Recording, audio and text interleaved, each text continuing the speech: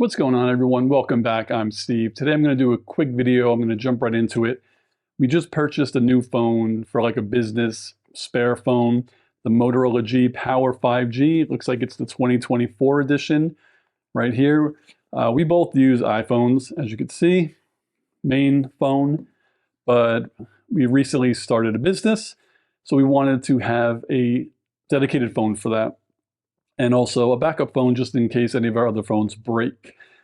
So we found this. It was only about 200 bucks on Amazon. You can't beat that. I don't expect it to be a $1,000 phone, but we got it, and I want to unbox it. So let's do it. All I really need, I think, is my blade. So you could see it here, you could see it there, hopefully. And here we go. Let's get right into this.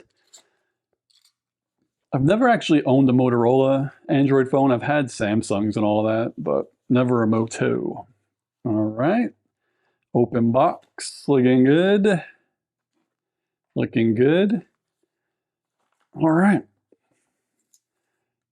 It really feels really nice, to be honest. Like really, really nice. Right there. All right. Whoa. All right, let's see a first feeling for this. The back actually feels like this pad. It is plastic, but it's matte, so it feels grippy. It's got like two cameras right there, if you could see.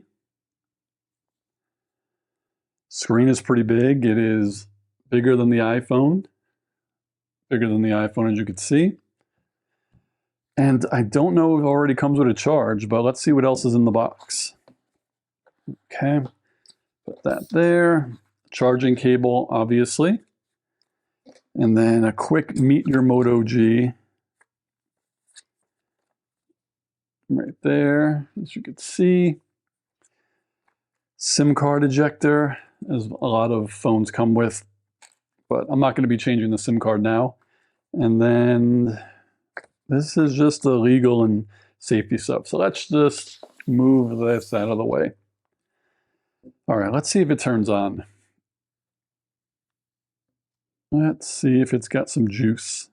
Oh, it does. It's got a little bit. A little juice. Looks pretty cool. Screen looks really sharp, to be honest, and this phone was only $200. And yeah, I've only ever used, this is protected by ThinkShield. Hello, Moto. So yeah, I've only ever used, I don't even know what Samsung calls their version of Android anymore, but let's hit start, see what happens. Search for Wi-Fi networks. I could set this up really fast, but it's not picking mine up. All right, getting your phone ready. I'm probably not gonna log into it, but this is where we're at.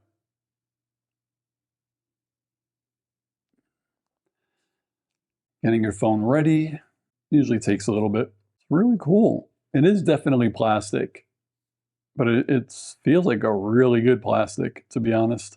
So now it's asking if I want to connect to a mobile network. I don't have a SIM yet, so I'll just skip that. Skip. Copy apps, don't copy. I'm not going to sign in yet. So I just set up my password and all of that stuff. So now the phone is getting ready, and we'll see what the user interface looks like. So now it's asking me to select my lock screen. It says lock screen reimagined, I guess, by glance, if you can see right there. So I think I'll pick choose navigation style. I'm going to go buttons, old school. That is pretty sweet. Ready to go. Maybe later. So it looks generally the same as most Android user interfaces, I think, that I've ever used before, newer phones, because we do also have a Samsung Galaxy S21, and it looks pretty much the same. So I'm not quite sure if they do that much with differentiating what their user interface looks like. Well, maybe Moto uses stock Android. I'm not too sure anymore. But it feels really responsive for 200 bucks. Like, it doesn't feel laggy or anything. Haptics are cool. Open the camera, and let's see what we got. So it is kind of shaky when you're taking a picture. Like the viewfinder has a bit of lag in it. And it does take a second for the picture to kind of load, but the quality ain't bad. Not bad at all. So yeah, this is pretty cool. So let me see if I can give you a better look at it. Right here, you can see it's fairly thin. It's not too bad.